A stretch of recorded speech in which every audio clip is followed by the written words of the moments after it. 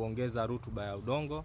Na kiukweli mmejionea wenyewe mboga wamelima maboga hapo, lakini kuna vitalu vingine ambavyo vinaonyesha vimeanza kuota hapo mbele, vimestawi vizuri kabisa. Kwa hiyo kwa kuambia tu ni kwamba hii mbolea ni nzuri sana, sababu kuanzia kuongeza ubora wa ardhi, udongo, lakini vile vile katika ukuaji wa mimea, kwa sababu hii mbolea ina madini yote ya muhimu, ina nutrients zote za muhimu, kama magnesium, ina potassium, ina calcium ya kutosha, ina madini ya chuma. Kwa hiyo hatua zote za ukuaji wa mmea zinakuwa zinalindwa na ubora wa hii mbolea.